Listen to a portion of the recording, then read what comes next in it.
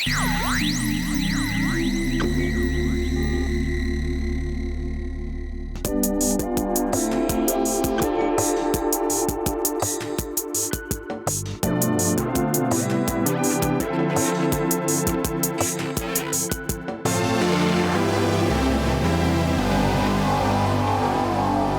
to the Compact Podcast. Today we'll discuss Kamala Harris's selection of Tim Walz as her vice presidential candidate, riots in the United Kingdom, and a dead bear in Central Park. I'm joined by Sohrab, Ahmari, and Geoff Shullenberger, and I'm Matthew Schmitz. So Tim Walz, the governor of Minnesota, is now the Democrats' vice presidential nominee. Sohrab, what did you make of the pick? So I'm steering clear of the Shapiro versus Walz intra-democratic rivalries. Perhaps one of my colleagues can address that. I'm just trying to approach Walz on his own terms, and I think he's a fairly formidable choice. And to think about the electoral logic of it first, I think that Kamala feels that she had the center lane locked up. Now, I and lots of Americans would think that on a lot of issues, she's actually pretty far left, especially cultural issues. She didn't start out that way as a former tough California prosecutor, but that's in the past. Nevertheless, from the point of view of the kind of Democratic spectrum, she's in the center. And I heard a pundit say this on MSNBC recently, that she feels that she's in the middle of the Democratic Party. And so what she needed to lock up was the left populist flank. And that's what she got with the Minnesota governor, Tim Walz. And so that's the kind of intra-democratic electoral logic. I'm not getting into the drama with Shapiro. Maybe someone else wants to. And then on the policy front, and on his personal background front, I think Tim Walz is designed to be basically a Vance neutralizer. He has genuinely deep rural, humble roots. Comes from rural Nebraska. Went to college on the GI Bill. Served in the Army National Guard for 24 years. Honorable discharge. Became a school teacher and a football coach. He has kind of what you might call it, kind of Midwestern airs and a persona. And if I don't know, I haven't seen much of him yet, but it comes off as real. And he's done genuinely populist things on the labor front, which I wrote about for Compact. The headline of the piece at compactmag.com is Tim Walz's big threat to the GOP. We also published one, by the way, today by Ryan Zickgraf, which is titled Tim Walz's Populism Light. And you can go into seeing what he's done on the pro-worker front. I think it's actually impressive. It's a lot of the things that we at Compact talk about as problems of coercion in the private economy. So banning non-compete clauses that prevent workers from seeking a job with a competitive employer, with another employer, or starting their own businesses, which is a way of reducing workers' bargaining power, because if you can't threaten to leave, you're going to take whatever wages you're given. Things like that that he's done. There's many others that I enumerate in my piece, and so does Zickgraf. That said, he has some huge vulnerabilities. During the 2020 Black Lives Matter riots, he responded ineffectually and sort of just gave one sop after another to the rioters who burned down Minneapolis. He passed a law or signed a law that would give driver's licenses to illegal aliens. He, his state's like stances on transgender issues is way out there in terms of taking away custody from parents whose children identify as trans and so on. So he has vulnerabilities. He is not invincible, but I think the populist economic stuff is very real. I think he does represent something closer to the Sanders wing of the Democratic Party than the neoliberal wing. And so my argument has been that should be taken seriously by the right and especially by Vance himself as the sort of person who will go head to head against them. by offering genuine populism and not getting dragged into online cultural politics. Anything that's self-marginalizing should be avoided, and the message should be broadly appealing, populist, bread and butter issues, wages, inflation, the border, manufacturing, healthcare, things like that. Because I do think there is some danger in him. Um, the only other thing I would say is that I was one of the only people on the right who has warned that Walz is actually a savvy pick and potentially dangerous.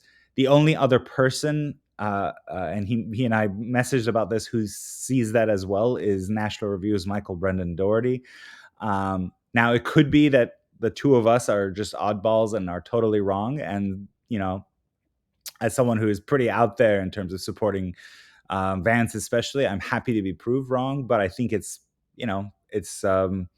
we'll see. I mean, I've eaten crow before, but I feel pretty certain about this, that there's some power to Walz, both in his persona and in his populist economic record.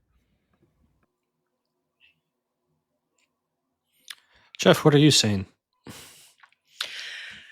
I think, usually it's probably more likely that one will overstate the significance of a vice presidential pick than understate it. It tends to not be all that impactful, as I understand it. I found the response to since Sohrab didn't go into this, the response to the Shapiro versus Walz pick seemed, so it seems like on one hand there was something real there, and that Shapiro, because of his, it seems in terms of policy, he and Walz are largely aligned as far as the Israel situation goes, but that obviously because Shapiro is Jewish and has a personal history of having, and controversy was briefly swirling around his having been seemingly incorrectly described as having served in the IDF. He, in fact, essentially went on one of these kind of gap year type service trips and did some sort of volunteer work on a military base as part of that. So, but nonetheless, it kind of ties him both by identity and background more to the Israel issue in ways that are, potentially ambiguous, as our contributor Matt Stoller pointed out on Twitter. He potentially could have had leverage to be a kind of stronger critic of the current Israeli government because, precisely because he has that credibility, than Harris or Walz will be able to be. But nonetheless, clearly it did kind of become a conflict between progressives and centrists, Shapiro occupying the more centrist lane.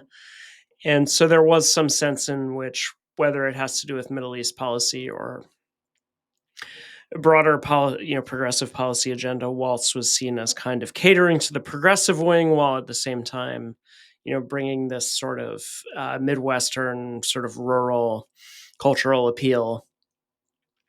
So, I found the Republican response to it bizarre in some ways, because there was kind of this like seemingly, from the same people who are sort of endlessly referring to Kamala as a DEI pick. This, we're suddenly kind of sharing this idea that, Shapiro was somehow entitled to being appointed, being chosen as the vice presidential candidate, and therefore that, his not being chosen was anti-Semitic.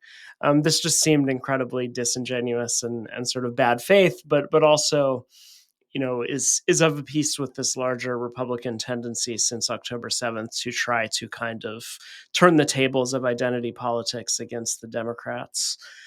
And so, a lot of the reaction I've seen has kind of been colored by that, which seems ultimately very insignificant in terms of its likelihood of having any impact on the race more broadly. It seemed that Shapiro, potentially would have been a solid choice, simply because he, is as I understand it, quite popular in Pennsylvania and is sort of a more moderate figure. But it seems that that he potentially could have carried some downsides. This kind of strange case that was ruled a suicide while he was Attorney General. Without going into that, that sort of seemed like a potentially worse sort of skeleton in the closet, just because I think most of these, I mean, the thing I would say just that applies to him and to Walz and to various other things is that, you know, most of what we would think of as sort of culture war issues, which would encompass these kind of identity politics inflected accusations around Israel and so on, are largely neutral, I would guess, in their overall effect, because basically most people are already pitted clearly on one side or the other, are not particularly swayable, and those who have strong feelings about them are already quite aggressive partisans with a clear affiliation, so they're not really persuadable voters. So I would guess a lot of these issues kind of wash out and don't really have that much of an effect. Whereas, potentially this kind of weird scandal that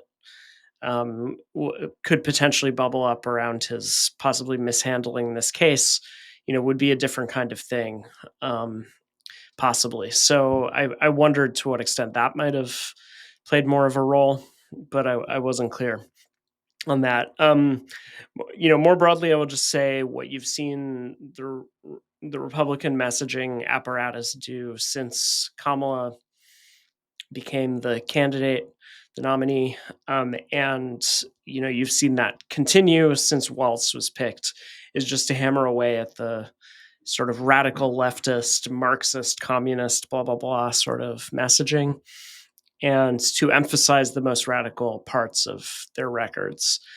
And we've seen this obviously with the issues that Sohrab mentioned as vulnerabilities for Walz. And there's certainly a legitimate criticism to be made of some of his record as governor. On the other hand, I generally tend to think that a lot of these kind of attacks are roughly as effective as the Democrats' similar attempts to tar Trump and Vance as extremists, as outside of the mainstream, as far right, attempting to highlight their affiliations with far right figures.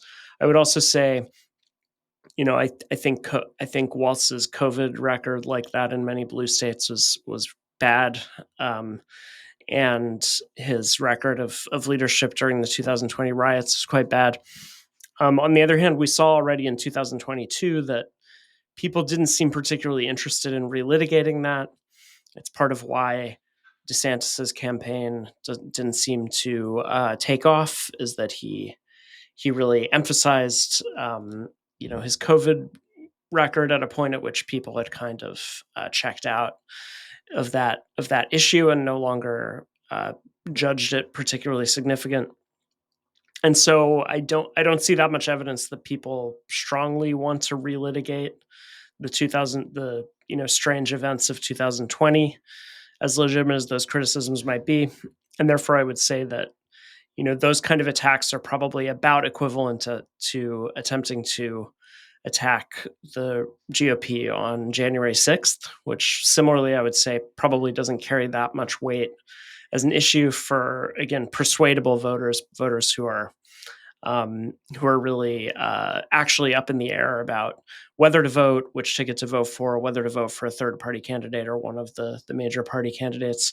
It just, that the evidence suggests that these things are not particularly compelling issues for people outside of the already, solid sort of partisan bubbles. And so to that extent, I think a lot of the sort of sound and fury around the past 24 hours is just going to be pretty much washed out, and a lot of these sort of lines of attack are not necessarily all that potent, just because we don't have clear evidence that people really care about them. And it is worth noting that Walz, there's plenty to criticize in his 2020 record. He was reelected by about 10 percentage points in 2022. So in other words, the electorate that was most affected, and of course 2022 was was supposed to be a red wave year. Minnesota is a state that could potentially pretty easily elect a Republican governor in a year in which Democrats were vulnerable.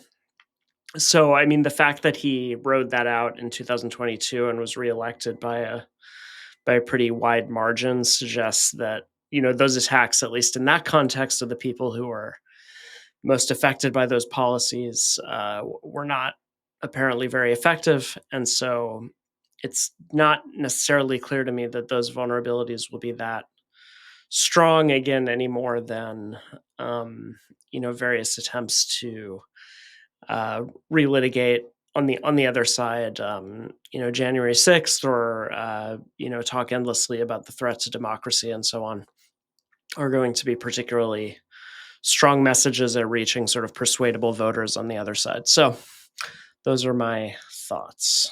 Yeah, I'll weigh in. I'm in Pennsylvania now. Josh Shapiro, the governor, who was passed over in preference, as Walz was picked, is very popular here. Uh, political analyst Nate Silver thought that Pennsylvania's the state most likely to be decisive in this presidential race. So Shapiro did look uniquely electorally advantageous.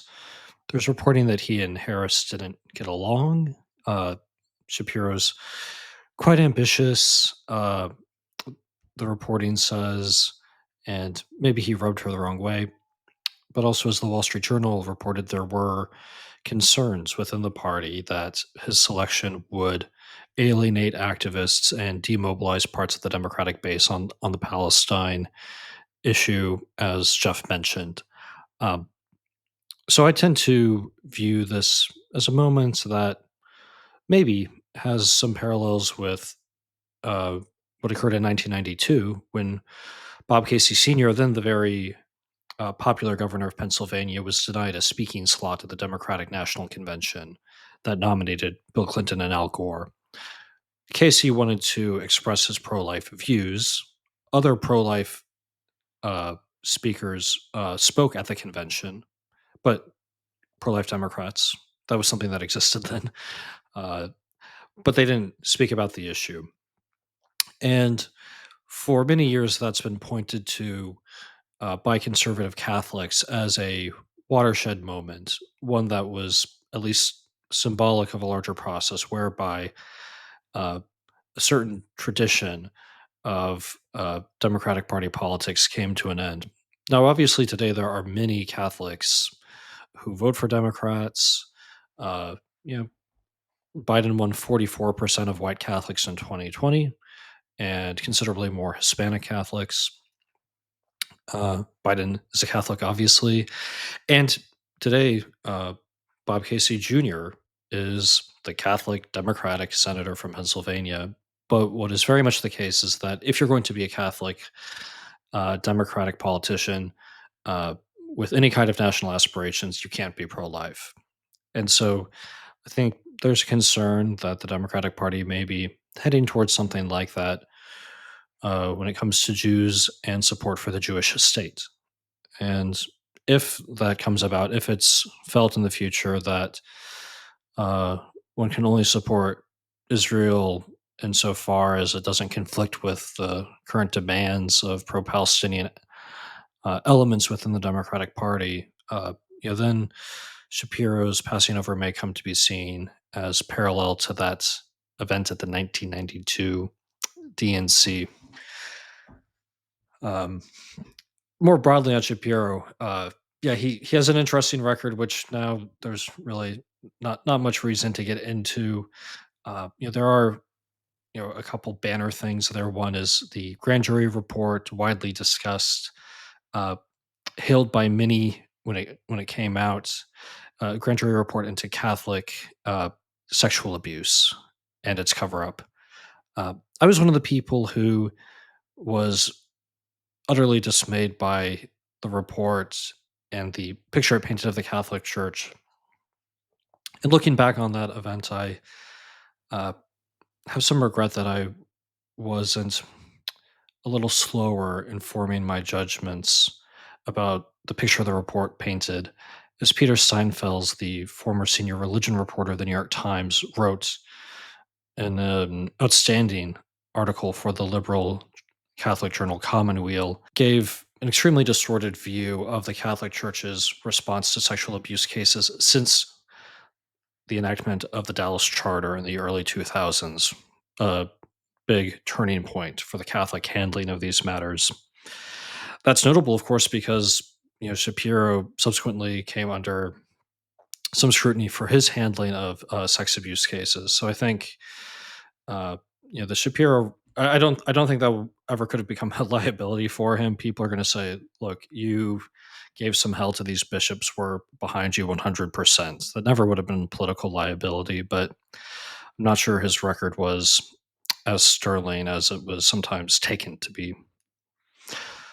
Tim Walz. Tim Walz. It's funny. I didn't realize this until this week, but Tim Walz is from the same part of the country as I am. His mother grew up, just basically down the road from my family. Our two families go back over generations in this rural part of the country in northern Nebraska that was settled by a lot of German Catholic farmers, which is his stock on that side.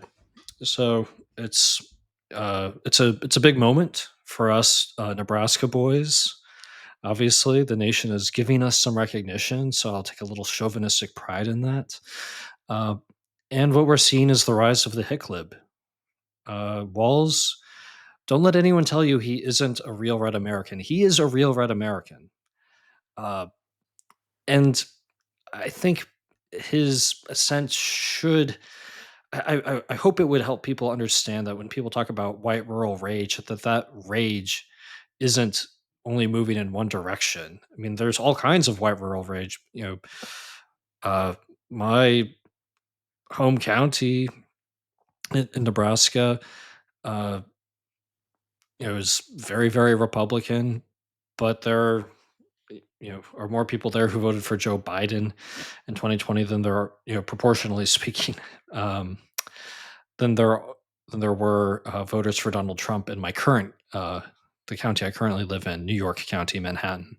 So I think it maybe people should just take to heart the fact that just because you are uh, from small town America, uh, drive an IH Scout.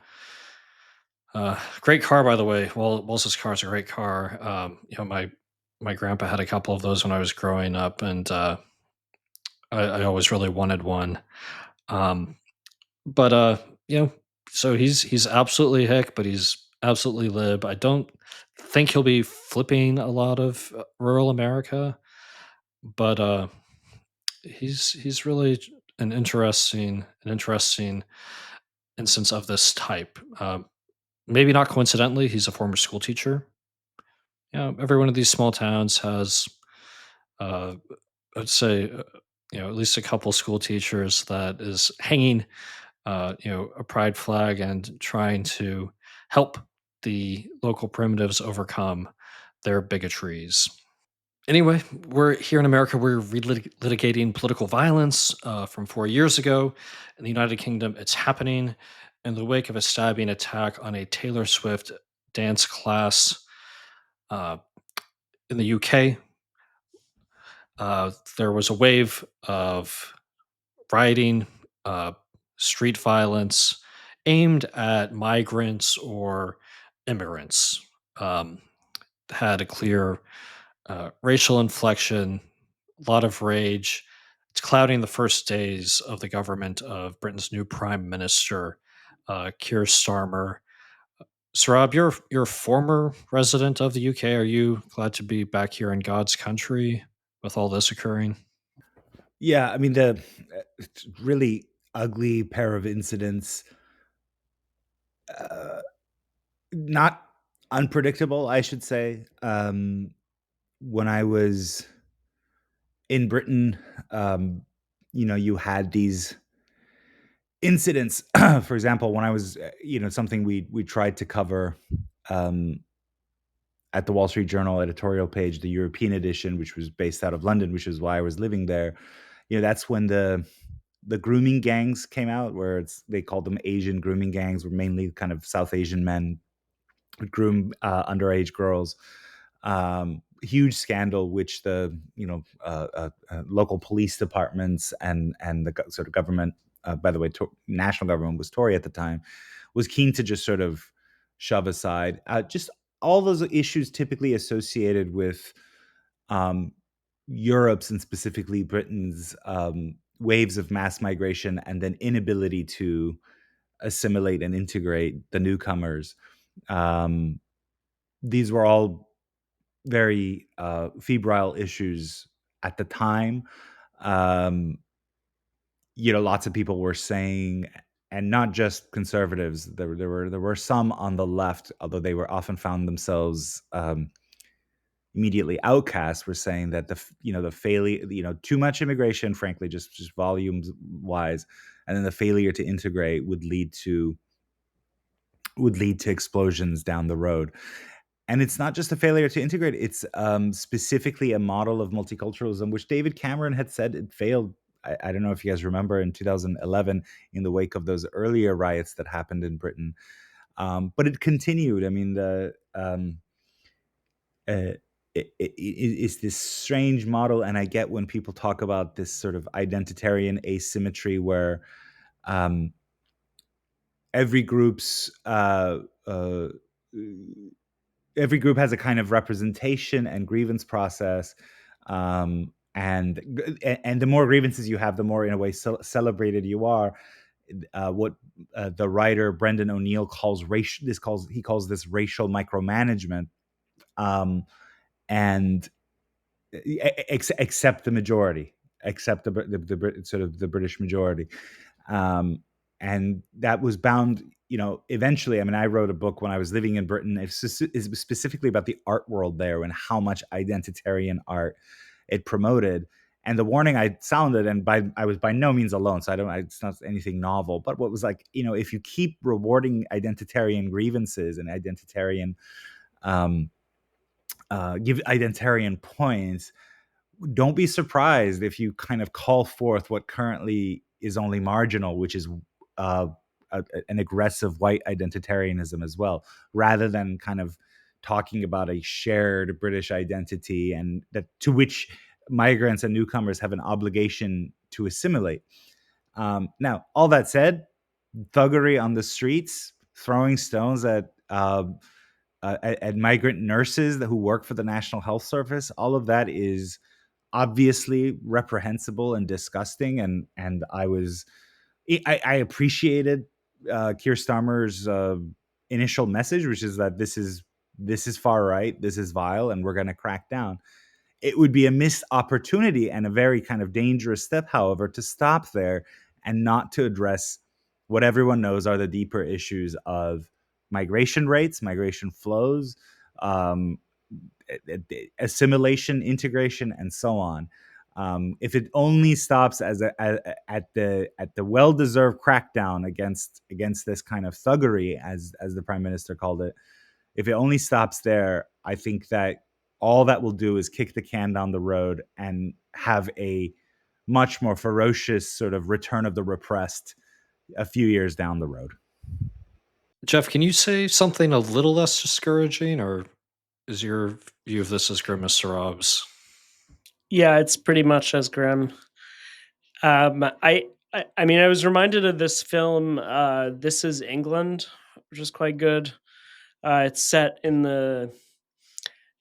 it was made in, just checking, 2006, but it's set in the 80s. So it's after, in the Thatcher era, after the Falklands War. And, it's kind of about, this young kid who kind of falls in with this older crowd who are skinheads, although initially the initial crowd he falls in with aren't, are sort of multiracial, and not animated by racial grievance, but then he becomes the kind of mentee of this guy who's recently out of prison, who is, has been sort of radicalized into what the National Front. And I don't know. I mean, it was just striking seeing these scenes that that this was 40. This film is set 40 years ago, but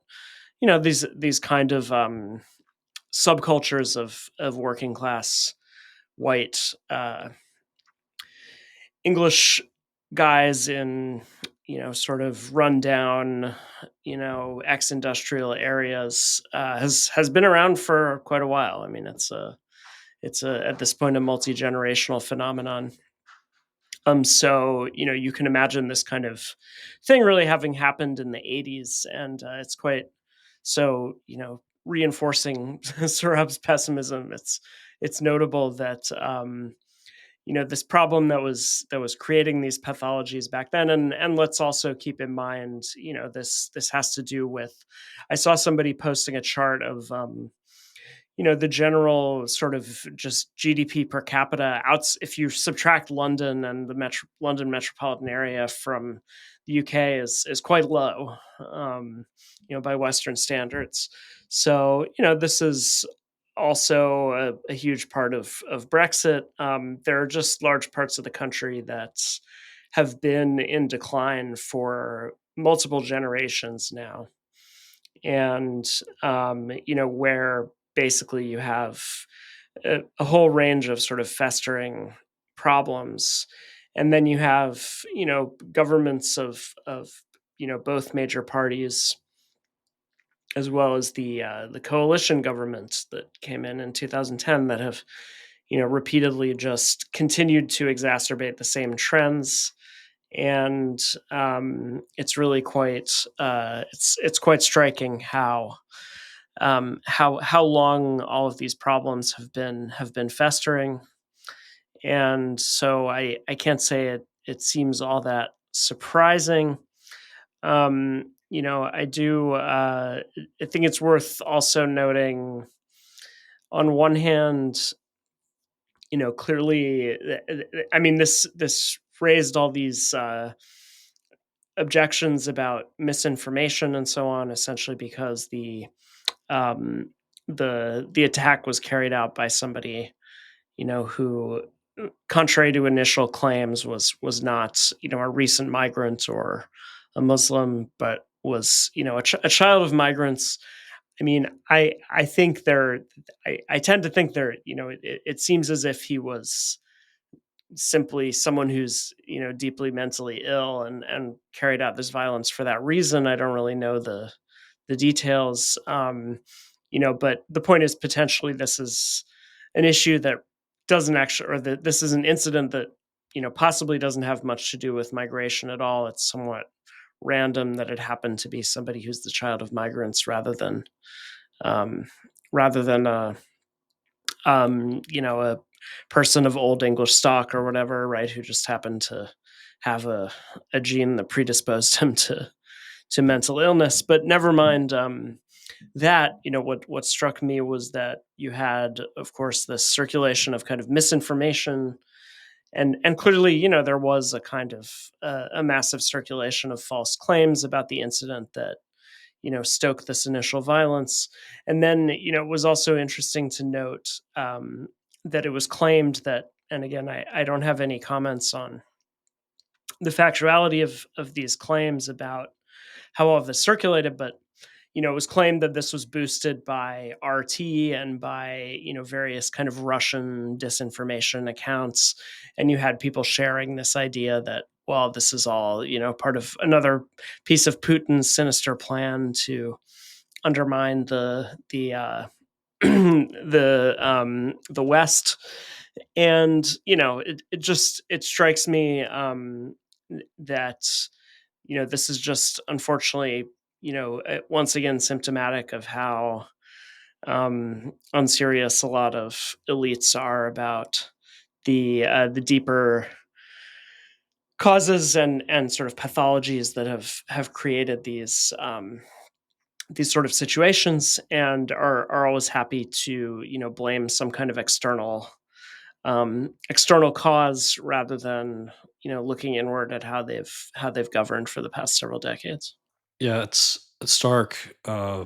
Just the weird feeling that I had in the summer of 2020 when stores in my block were being looted in New York, and you just saw these images of violence on the TV. I don't envy people who are in the UK right now, worried about just social stability. Um, I really agree with what Sohrab said. I don't know, I have too much more to say.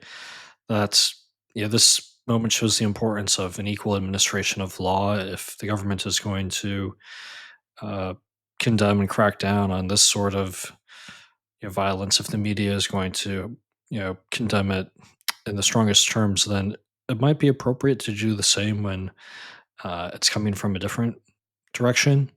Um, and it could be interesting to inquire into the reasons for why the treatment isn't always equal. But uh, the most important thing is that someone makes a good faith effort to make it that way, because having just civic equality and equal treatment is going to be an essential part of encouraging social peace in these societies. You're just really going to need that. Um, so I hope we see it. I don't have too much more to add.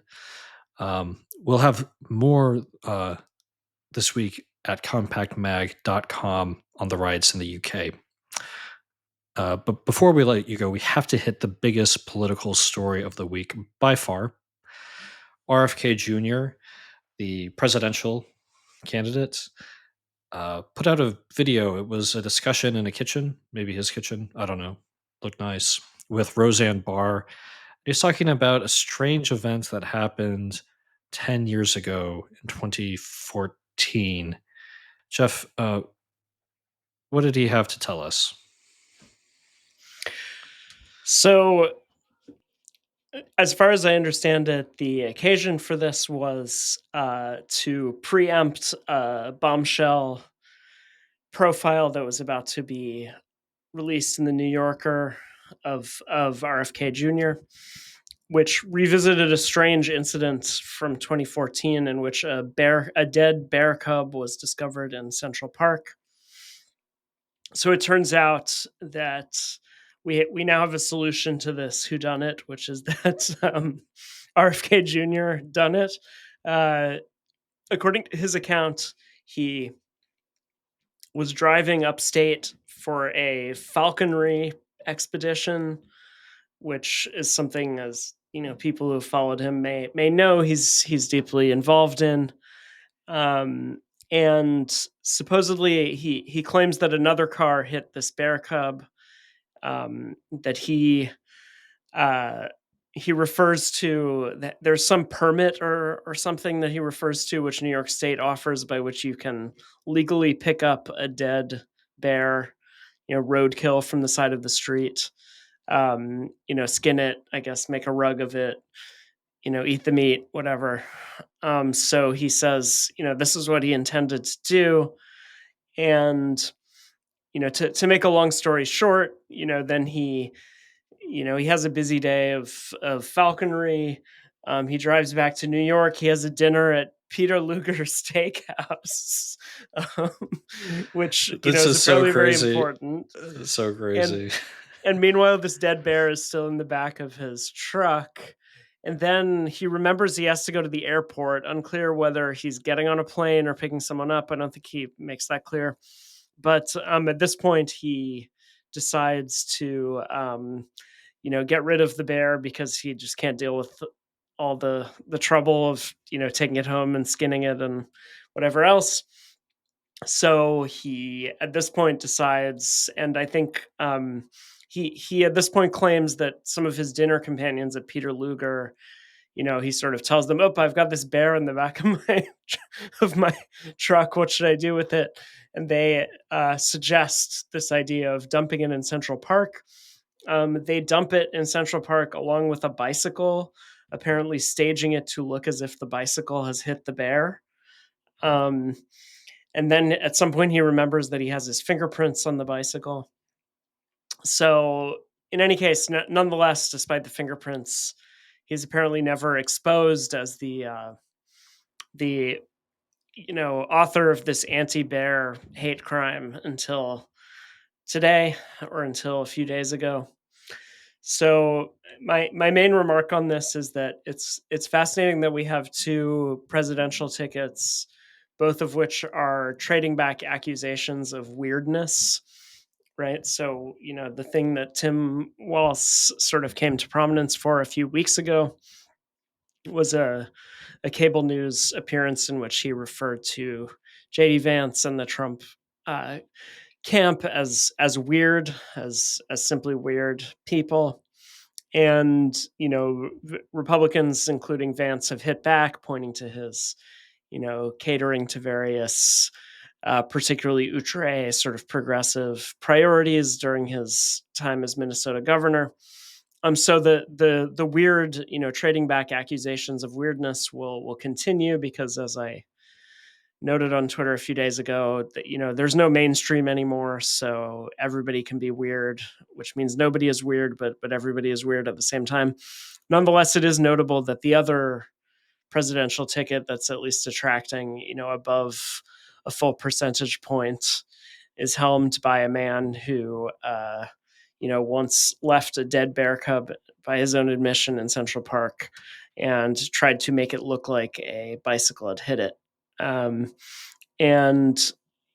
so clearly we do at least have, despite my previous remark that everybody is weird and nobody is weird, I think RFK Jr. does just keep getting weirder, and you love to see it. It's good. It's good that we have an unambiguous exemplar of weirdness in this presidential campaign that I think we can all at least agree on. Sohrab, come on, you've got to have a great dead bear take. No, I don't. I just think this What? reaffirms the wisdom of our enduring political duopoly. There's a reason why somehow our system is such that it narrows your choices down to a binary, and each binary represents, multiple kind of coalitions, complex coalitions of interests. And the people who try to make third party runs are Andrew Yang, RFK, Marianne Williams. I know weird has been thrown around a lot, and in a very vicious kind of sorority girl type way, by the Harris Waltz campaign against our friend JD Vance and against the right in general, and that's unfair. But I'll just echo Geoff and say that the RFK is genuinely weird. He has literal brain worms, and our duopoly is designed by God and the founding fathers to keep out people who have literal brain worms. Thank God. By their own admission. I mean, and this, the best part is that he himself, not only stated that he had a brain worm, but then in the context of this bear revelation, a photograph was revealed of him sticking his hand in the bear's mouth. To which he remarked on which subject he remarked to a journalist, "Maybe this is where I got the brain worm." So I'm impressed by his, his willingness to arrive at that synthesis of these two kind of strange animal incidents, or incidents of his interactions with non-human species, before the sort of Twitter wits could get there. He himself made the connection. So kudos for that. It's so weird and wonderful that I love it. I mean, whether you think someone that offbeat should be president or not is up to you. Would maybe be fun to ask yourself if RFK is weirder, or if his bear excursion is more disqualifying than certain things done by our other presidential candidates.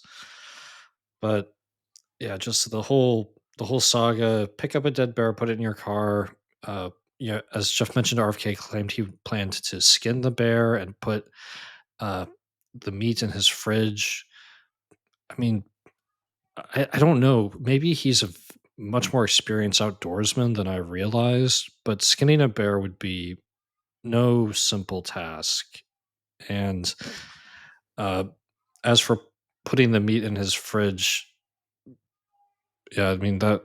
I think you'd need to put a little in the freezer. There'd be a fair amount, I would guess, even with the damage from whatever car hit it. But just the Okay, sorry. whole, Can I just yeah, go ask some ahead. Totally, basic totally. questions here? Okay.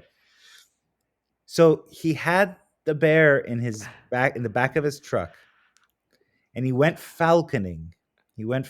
How long does it take to go falconing? Presumably a few hours. It's around, wasn't this invented by the Persian kings or Arabs, something? that's no, it's the Oh, Arabs who do falconing. all right. Sorry. Uh, Mea because culpa. they're Mea out in culpa. the big desert, and you send out a falcon, it comes back to you. I think that's how it works. I'm no great outdoorsman, whether it comes to whether it's in the Arabian Peninsula or upstate New York. I don't know much about it, but so he had the falcon in his truck. I'm sorry, the bear. He had the bear in his truck, and it doesn't the meat go bad? Like, aren't you supposed to put it in the how long?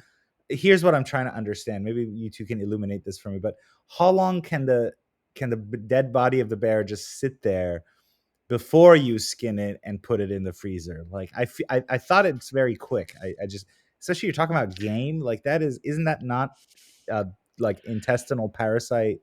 So what month of the year was this? Because if it's sitting You're in his right. I didn't trunk, think about the winter possibility. he's in Peter Luger, it's sitting in his trunk, but if it's like freezing outside, then it's okay.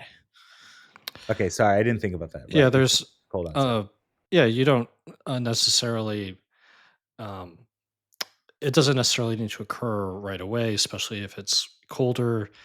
Yes, you would want to at least field dress an animal, which means removing its guts and organs, because especially if there's some damage to the internal organs, or say the stomach or the intestines, that could be leaking into the animal's interior cavities. You wouldn't want that. But yeah, if it's cold out, maybe you could do that. But listening to this video, I'm not convinced that he really had any idea what he was talking about. Or, I mean, is RFK gonna skin a bear? I mean, wow. Anyway, maybe I'm underestimating him. Um, he and Tim Walz could maybe have a kind of hunt off. Go do a sort of decathlon, sort of falconing, and then turkey hunting, or bear skinning. I'm not really sure. Uh, you call it falconing? I can't say I'm really up to speed on that sport. Falconry, whatever. But with that, go to compactmag.com/subscribe. Read everything we publish.